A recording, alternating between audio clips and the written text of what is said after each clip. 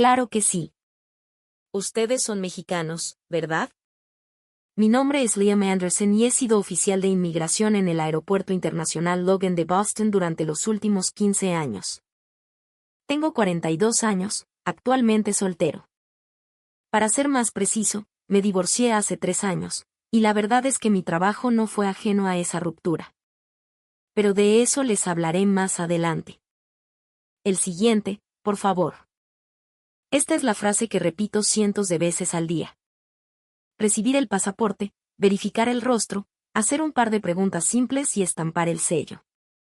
He repetido este ritual casi todos los días durante 15 años, sin importar si es fin de semana o día festivo. De hecho, cuando el resto del mundo está de vacaciones, es cuando nosotros, los oficiales, estamos más ocupados. Con el tiempo, cuando haces lo mismo una y otra vez, desarrollas lo que llaman una enfermedad profesional. Así como un médico puede empezar a ver a sus pacientes solo como un conjunto de síntomas, o un maestro a sus alumnos como una simple calificación, mi enfermedad se llamaba desconfianza. Llegué a creer, erróneamente, que podía conocer la esencia de una persona solo por el color de su pasaporte y la expresión de su rostro. Me formé una coraza de prejuicios sin siquiera darme cuenta. Los pasaportes de color vino de la Unión Europea me parecían arrogantes. Los verdes de países de mayoría musulmana, una señal de alerta. Y los pasaportes latinoamericanos, especialmente los verdes de México, eran para mí sinónimo de ruido, desorganización o, en el peor de los casos, de alguien que intentaba ocultar sus verdaderas intenciones. Por supuesto, nuestra misión es proteger la frontera. Detectar terroristas e inmigrantes ilegales para proteger a los ciudadanos inocentes.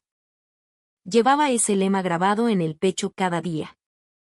Pero la realidad de mi trabajo era otra. En cuestión de segundos, juzgaba los sueños y esperanzas de una persona.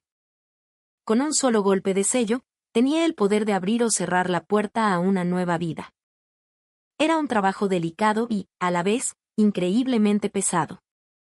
Todo el mundo oculta algo. Esa era mi filosofía de trabajo.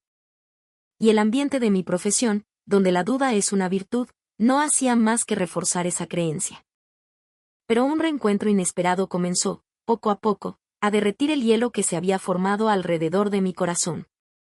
Fue el reencuentro con un hombre mexicano. En el instante en que vi su rostro, un verano de hace 20 años regresó a mi memoria con una claridad asombrosa. Su nombre era Mateo Vargas. Cuando yo aún estaba en la universidad, mi madre me pidió que lo llevara a nuestra casa los fines de semana. Era un estudiante de intercambio de México. En aquel entonces, yo era un estudiante de segundo año en la Universidad de Boston, emocionado por mi primera experiencia viviendo solo, pero al mismo tiempo, sentía un vacío, una nostalgia por el calor de hogar que había dejado atrás. Fue entonces cuando mi madre me llamó. Liam, va a venir un estudiante de intercambio de México, se quedará con una familia cerca. ¿Podrías pasar por él los fines de semana y traerlo a casa? Para que no se sienta tan solo. Mi primera reacción fue de fastidio. No tenía ningún interés en hacerme amigo de un extranjero desconocido, y mucho menos sentía el impulso de darle la bienvenida. Pero no podía negarle un favor a mi madre, así que acepté a regañadientes ir a buscarlo al Centro Internacional de la universidad. El primer día que vi a Mateo, me encontré con un joven de complexión delgada y una sonrisa que parecía ocupar todo su rostro. Su forma de hablar era energética, y aunque su inglés tenía un acento marcado, transmitía una sinceridad que te desarmaba. Liam. Mucho gusto, carnal. Soy Mateo. De verdad, gracias por esto, me dijo, dándome un apretón de manos firme y una palmada en el hombro. Su calidez era tan natural que, por un momento, me hizo sentir incómodo, acostumbrado a la distancia más reservada de Boston. Durante un tiempo, nuestra relación fue puramente funcional. Lo recogía los viernes, lo llevaba a casa, comíamos juntos la cena que preparaba mi madre y escuchábamos en silencio las historias de golf de mi padre. Mateo era siempre increíblemente respetuoso. Se dirigía a mis padres como señor y señora, y siempre, sin falta, ayudaba a mi madre a levantar los platos de la mesa. A pesar de su amabilidad, Yo sentía que mantenía una especie de distancia profesional conmigo. Esa dinámica cambió por completo durante una tormenta de nieve, una de esas que paralizan Boston por completo. La ciudad estaba cubierta por un manto blanco y espeso. Yo había salido de mi trabajo de medio tiempo en una cafetería y estaba tratando de cruzar un puente, pero el viento era tan gélido que me había congelado. No tenía un abrigo lo suficientemente grueso, mi teléfono se había quedado sin batería y estaba varado, temblando de frío, sin saber qué hacer. De repente, a lo lejos, vi una figura acercándose. Liam. ¿Estás bien, güey?, gritó una voz familiar. Era Mateo. Se había acordado de mi horario de trabajo y, preocupado por la tormenta, había salido a buscarme. Me entregó una chamarra gruesa que traía para mí y un termo con chocolate caliente. Mi abuela dice que esto revive a los muertos, dijo con una sonrisa.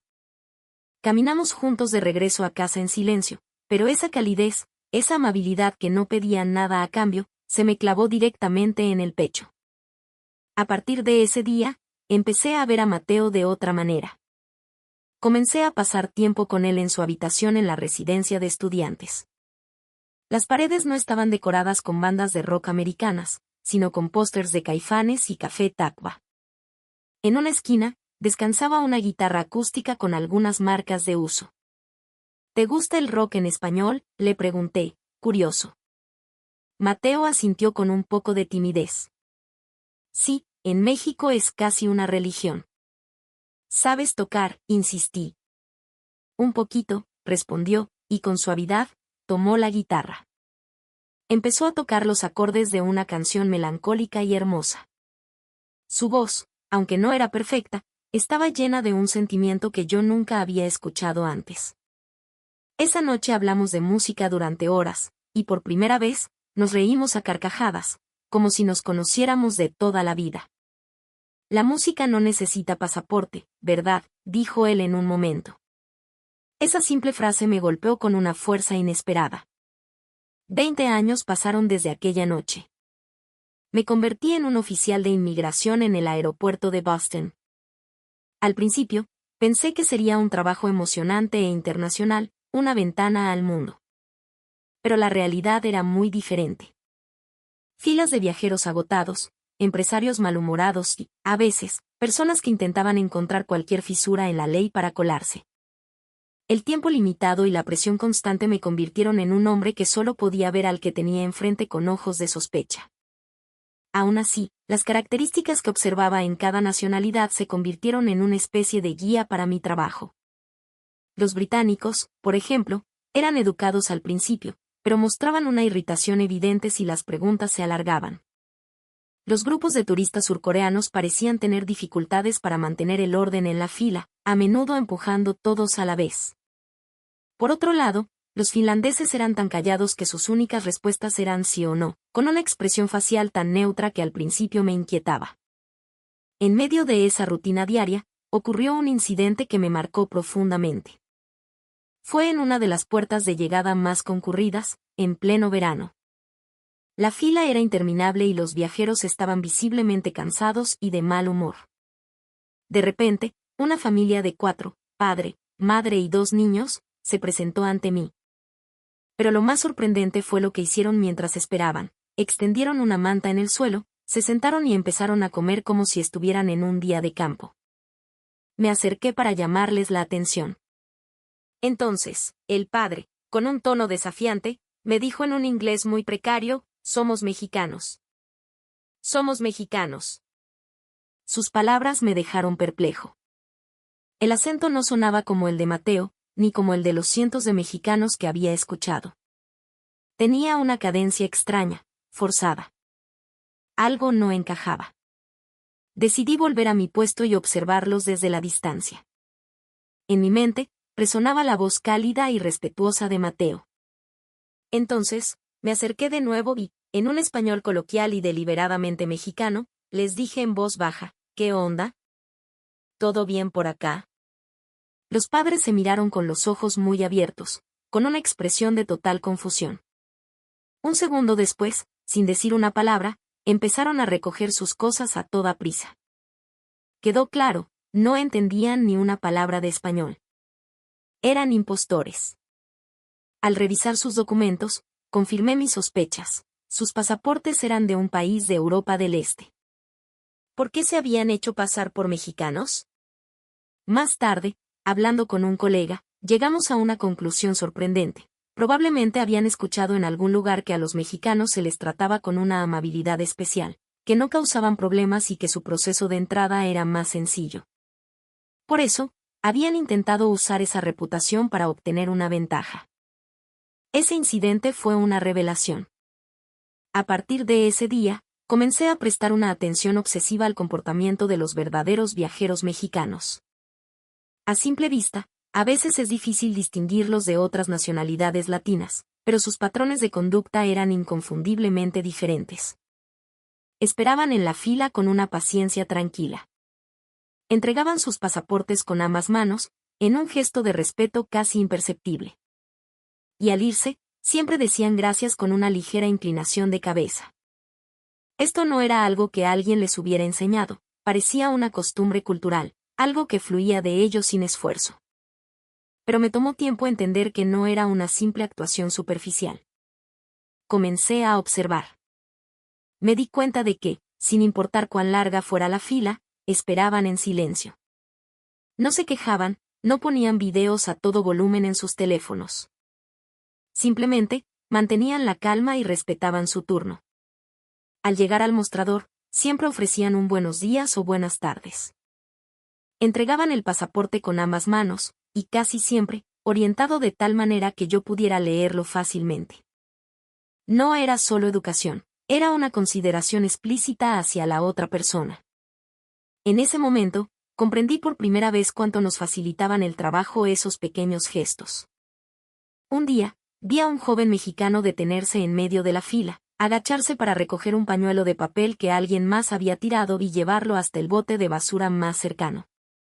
Claramente no era suyo, pero actuó con un sentido de responsabilidad por el espacio público que era tan natural como respirar. En otra ocasión, una pareja joven le cedió su lugar en la fila a una mujer mayor que venía detrás de ellos. «Pásele usted, por favor», le dijeron con una sonrisa.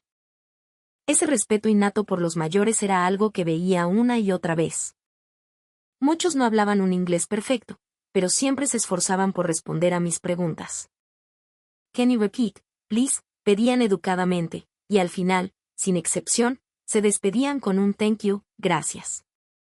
Al principio, interpreté todo esto como un exceso de disciplina, como si todos hubieran sido entrenados para comportarse de la misma manera. Me parecía antinatural. Pero con los años, mi perspectiva cambió. Comprendí que no se trataba de modales, sino de cultura. Y en la raíz de esa cultura, había un profundo sentido de empatía. Orientar el pasaporte era una consideración hacia el oficial. No alterar la fila era para evitar molestar a los demás. Recoger la basura era un acto de responsabilidad compartida. Ceder el paso era una muestra de respeto. No eran hábitos formales, sino la sabiduría de una sociedad que cultiva la empatía en las interacciones humanas. Un día, un joven estudiante mexicano llegó a mi mostrador. Estaba visiblemente nervioso. «Mi inglés no es muy bueno», me dijo en voz baja. Mientras revisaba sus documentos, una pequeña foto se deslizó de su pasaporte y cayó sobre mi escritorio. La recogí. Era una foto de su familia. «¿Tu familia?», le pregunté. Él sonrió con timidez y asintió. «Sí. Los extraño». Esa simple frase se quedó grabada en mi mente. El joven que estaba frente a mí no era solo un número de pasaporte, un objeto de escrutinio, era un ser humano que extrañaba a sus seres queridos. A través de este trabajo, yo había perdido la capacidad de ver a las personas. Quizás, a partir de ese día, comencé a recuperarla. Aquel día, el aeropuerto era un caos. Una tormenta eléctrica había retrasado decenas de vuelos, y las filas de inmigración se extendían hasta donde alcanzaba la vista. Yo, como siempre, repetía mecánicamente mi frase con una expresión vacía: «El siguiente, por favor». De repente, entre el murmullo de la multitud, una voz gritó mi nombre. «Liam». Liam Anderson. Neta eres tú. Era un acento familiar, uno que evocaba una calidez que no había sentido en años. Levanté la vista. Al final de la fila, un hombre de mediana edad me saludaba con la mano. Tenía rasgos latinos, un traje elegante y un cabello perfectamente peinado. Y esa sonrisa. Esa sonrisa serena e inconfundible. Mateo. Él asintió, su sonrisa se ensanchó aún más. No puedo creer que trabajes aquí, hermano. Me quedé paralizado por la sorpresa. Le pedí a mi compañero que me cubriera un momento, salí de mi cubículo y me hice cargo personalmente de la entrada de Mateo. Su pasaporte indicaba una visa de negocios para una importante empresa multinacional. El joven estudiante de intercambio de hacía 20 años era ahora un alto ejecutivo que visitaba Boston por trabajo. «Oye, ¿tienes tiempo esta noche?», le pregunté. «Claro que sí, para ti siempre», respondió él al instante. Sentí una emoción que había estado dormida dentro de mí durante mucho tiempo. El resto de mi turno, para ser honesto, estuve distraído. Veía a los viajeros mexicanos en la fila y, de alguna manera, veía en ellos un reflejo de Mateo. El grisáceo vestíbulo de inmigración me pareció, por un instante, un lugar un poco más cálido. Al terminar mi jornada, me quité el uniforme, me puse ropa de civil y me dirigí al hotel cerca del aeropuerto donde se hospedaba. Lo encontré en el lobby, esperándome. Se levantó y me saludó con la mano. ¿De verdad eras tú? El sorprendido soy yo. ¿Qué demonios haces en Boston, Mateo? Nos reímos, y la conversación fluyó como si esos 20 años nunca hubieran existido. Fuimos a un bar de blues al que solíamos ir, un lugar que apenas había cambiado. Las mismas luces de neón, las mismas fotos de músicos legendarios en las paredes. El viejo piano de cola seguía en su rincón, como si el tiempo se hubiera detenido. Nos sentamos y Mateo le dijo al mesero, 2 tequilas reposados, derechos, por favor. Poco después, los 2 caballitos de cristal estaban frente a nosotros. Mateo levantó el suyo. Por los viejos amigos. Salud. El líquido amarino brilló bajo la luz tenue, y mientras lo hacía, los recuerdos comenzaron a fluir. La chamarra que me ofreció en medio de la tormenta. La canción de Caifanes que tocó en su guitarra. La noche en que intentó enseñarme a bailar salsa y terminamos riéndonos en el suelo. Todo parecía estar contenido en ese pequeño vaso. Mientras bebíamos, comenzamos a llenar el vacío de 2 décadas. «¿Qué ha sido de ti en estos 20 años?», me preguntó. Yo respondí con una sonrisa amarga. Después de la universidad, cambié de trabajo varias veces hasta que terminé aquí. Ya llevo 15 años. Sin darme cuenta, me convertí en un hombre que desconfía por naturaleza. Mateo escuchaba en silencio, sin interrumpir, asintiendo con empatía. Mi exesposa solía decirme, tú no ves a las personas, solo las clasificas. Y creo que tenía razón. Miré el fondo de mi vaso, soltando poco a poco las palabras que había guardado en mi interior durante años. Sentí como un nudo en mi pecho comenzaba a aflojarse. Entonces, Mateo comenzó a hablar de su vida. Yo regresé a México, me gradué y entré a la empresa donde sigo trabajando. Me casé, tengo una hija y un hijo. Vivimos en las afueras de la Ciudad de México, una vida tranquila. Su voz era tan serena como la recordaba. Sacó su cartera y me mostró una foto. No era una Polaroid vieja, sino una imagen brillante en la pantalla de su teléfono. Era él, junto a una mujer sonriente y 2 niños que tenían su misma mirada.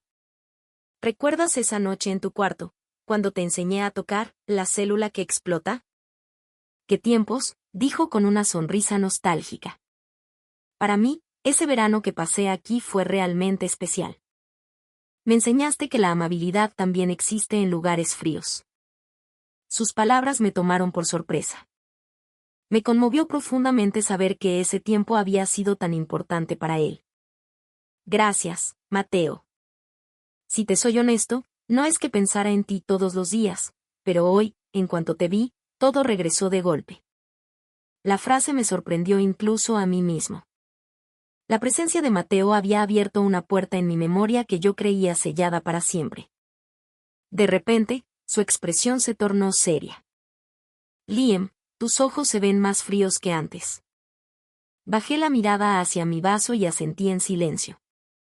Sus palabras habían dado en el clavo con una precisión dolorosa. Este trabajo hace que sea difícil confiar en la gente. Mi rendimiento se mide por el número de entradas que rechazo. Siento que todos los días me reducen a una estadística. Mateo sonrió levemente. Me imagino que así es la chamba. Pero, aún así, yo creo que en el fondo siempre has intentado ver a las personas. Solté un suspiro. Quizás mi esposa no pudo soportar más mi trabajo. Lo último que me dijo fue que yo había cerrado mi corazón. Y fue como un portazo final. Mateo no dijo nada. Simplemente dejó su vaso en la mesa y, con una voz suave, comenzó a hablar. Liam, en México nos enseñan que la empatía, la calidez, es una forma de fortaleza. Controlar tus propios impulsos para priorizar al otro. No es resignación, es la sabiduría que crea la armonía. Escuchaba en silencio. Sus palabras no eran un sermón, sino algo que se sentía orgánico, algo que resonaba dentro de mí. En Estados Unidos te dicen, be yourself, sé tú mismo. En México te decimos, considera a los demás. No es que una sea correcta y la otra no. Simplemente, son diferentes. Con esas palabras, sentí que recordaba una forma de ver el mundo que había olvidado por completo. Mateo apartó su vaso y, con la mirada perdida en un punto lejano, continuó. Liam, ¿recuerdas el terremoto de la Ciudad de México en 2017? Claro que sí. Esas imágenes todavía las tengo grabadas en la mente. El recuerdo de los edificios derrumbados, de los refugios silenciosos, aún me pesaba en el corazón. En esos días, continuó Mateo, en México no hubo saqueos, no hubo disturbios. La gente hacía filas en silencio para recibir ayuda. Se ayudaban unos a otros. Recordé las imágenes de la televisión, civiles cubiertos de polvo formando cadenas humanas para remover escombros, y el icónico gesto del puño en alto, pidiendo silencio para poder escuchar a los sobrevivientes. Me pareció que aquello no era solo disciplina, sino algo mucho más profundo.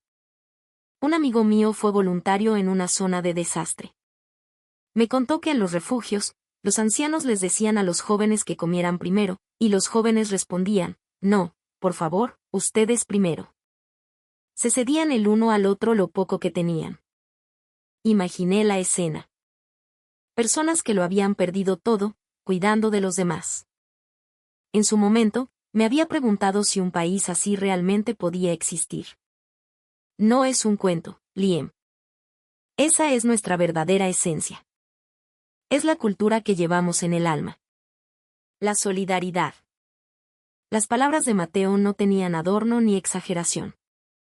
Eran un reflejo del México en el que él creía, del que formaba parte. Durante años, yo había mirado a las personas solo a través del lente de mi trabajo. El color de su pasaporte, su actitud, el nivel de riesgo que representaban. Siempre con un muro de desconfianza. Pero mientras escuchaba a Mateo, sentía como ese muro comenzaba a agrietarse. Es en los peores momentos cuando sale a la luz la verdadera naturaleza de la gente, ¿no crees?, dijo, mirándome directamente a los ojos. Lo que los mexicanos demostraron en el terremoto no fue algo que aprendieron en un manual. Fue la reacción natural de un pueblo al que, desde niño, se le enseña a pensar en los demás. Me quedé sin palabras. No era una orden, sino una cultura que florecía de manera espontánea. Por primera vez, entendí la diferencia. Claro, no somos perfectos, admitió Mateo. Hay gente egoísta, hay gente a la que no le importa el prójimo. Pero como sociedad, en México siempre intentamos proteger ese ambiente de calidez humana, de empatía. Por eso, creo, fuimos capaces de actuar así. Asentí. No era una idealización, era un hecho que había ocurrido en la vida real. Era la raíz de la humanidad que yo me había negado a ver. Las palabras de Mateo se asentaron suavemente en mi pecho. Para mí, que me había acostumbrado a ver el mundo a través de un filtro de sospecha, sus palabras fueron como un bálsamo. La melodía de blues que sonaba en el bar parecía envolver nuestra conversación. Y entonces, me di cuenta, la puerta de mi corazón, que había mantenido cerrada con cerrojo durante tanto tiempo, se había abierto, aunque fuera solo un poco. Liam, ahora me toca a mí ser tu anfitrión, me dijo Mateo al despedirnos, invitándome a visitarlo en México. Sus palabras, por alguna razón, resonaron directamente en lo más profundo de mi ser. Desde esa noche, no dejé de pensar. ¿En qué momento había perdido el interés por el mundo que existía más allá de mi frontera? Había pasado tanto tiempo de este lado de la línea, obsesionado con mi deber de protegerla, que había olvidado lo que había al otro lado. Pero el tiempo que pasé con Mateo esa noche había cambiado algo fundamental dentro de mí. Unas semanas después, solicité unas largas vacaciones y tomé mi primer vuelo a México. Mateo me recibió en el aeropuerto de la Ciudad de México y me invitó a su casa. Allí conocí a su esposa y a sus 2 hijos, y me sumergí en el ambiente de un hogar normal, pero extraordinariamente cálido.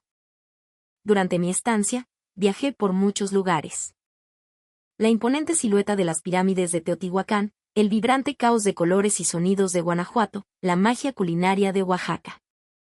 Pero lo que más se quedó conmigo fueron las interacciones con extraños que encontré en el camino. Un estudiante de secundaria que me ayudó a encontrar mi parada de autobús cuando me había perdido. Una pareja de ancianos que me dibujó un mapa detallado en una servilleta cuando no encontraba una calle. La joven cajera de una tienda que me despidió con una sonrisa y un que le vaya bien. En cada una de estas escenas, había una amabilidad discreta, una calidez que no buscaba reconocimiento. Simplemente estaba ahí, como algo natural y cotidiano. Cuando regresé, volví a mi puesto de oficial de inmigración.